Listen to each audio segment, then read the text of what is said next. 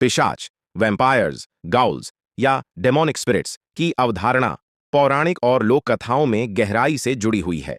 प्राचीन कथाओं में पिशाच को एक ऐसी आत्मा या प्राणी के रूप में वर्णित किया गया है जो मानव जीवन, ऊर्जा या रक्त चूस कर जीवित रहती है।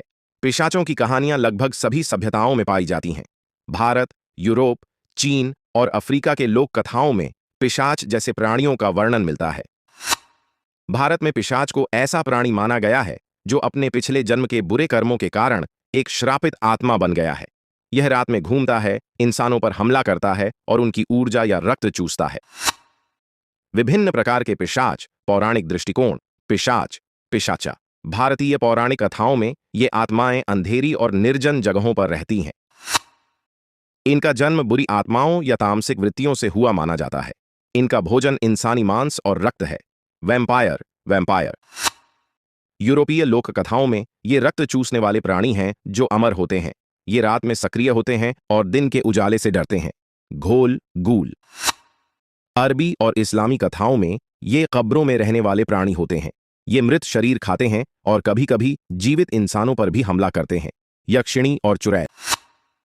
भारतीय संदर्भ में ये महिला प्रेत होती हैं जो विशेष रूप से पुरुषों को फंसाने और नुकसान पहुंचाने के लिए जानी जाती है। ड्रैक्युला।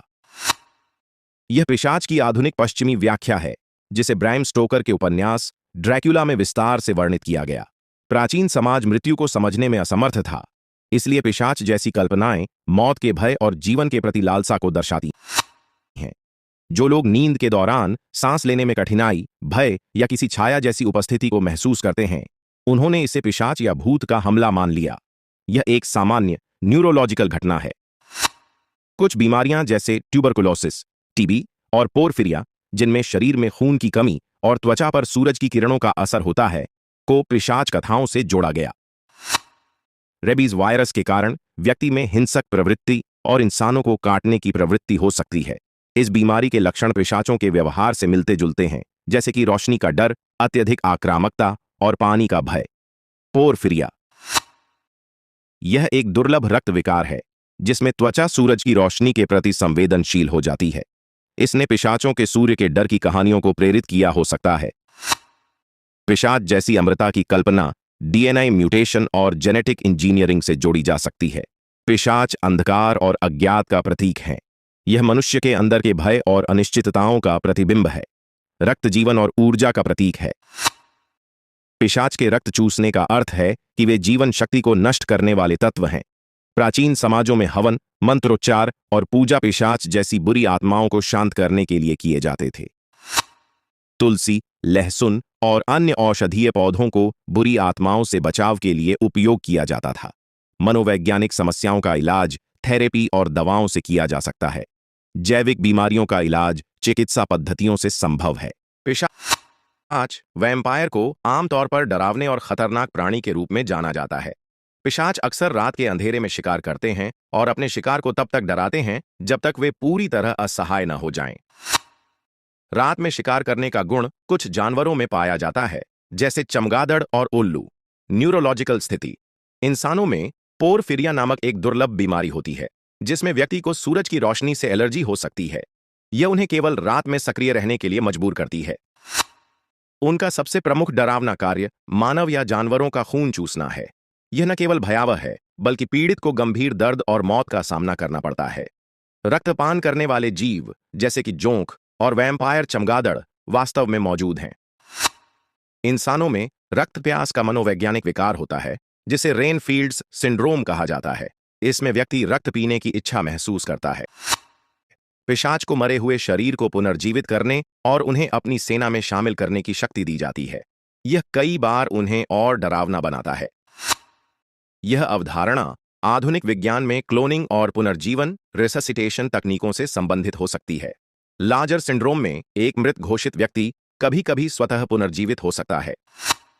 जॉम्बी जैसे अवधारणाएं पैरासाइट्स जैसे टॉक्सोप्लाज्मा गोंडी और न्यूरोलॉजिकल नियंत्रण से प्रेरित हो सकती हैं। पिशाच अपने शिकार को काटने के बाद उसे पिशाच में बदलने की ताकत रखते हैं, जो शिकार के लिए सबसे बड़ा अभिशाप हो सकता है। यह वायरल संक्रमण के समान हो सकता है। उदाहरण के लिए, रेबीज वायरस काटने से फैलता है और संक्रमित व्यक्ति में हिंसक प्रवृत्ति पैदा कर सकता है। कल्पना में यह अभिशाप पिशाच के गुणों को संक्रमित करने के प्रतीक के रूप में देखा जाता है। कुछ कहानियों में पिशाच को दूसरों के दिमाग पर नियंत्रण रखने की क्षमता दी गई है। वे अपनी इच्छाओं को दूसरों पर थोपते हैं। हिप्नोसिस, सम्मोहन, एक वैज्ञानिक तकनीक है जिसमें किसी व्यक्ति को मानसिक रूप से नियंत्रित किया जा सकता है। कुछ परजीवी, जैसे ऑफियोकॉर्डिसेप्स कवक, अपने मेजबान मकड़ी या चींटी के दिमाग पर नियंत्रण कर सकते हैं। पिशाच समुदाय या परिवार को धीरे धीरे खत्म कर सकते हैं क्योंकि उनकी शक्ति अक्सर एक क्षेत्र में फैलती है। यह संक्रामक बीमारियों जैसे महामारी, प्लेग या रेबीज से प्रेरित हो सकता है, जो धीरे धीरे पूरे समुदाय को खत्म कर देती है।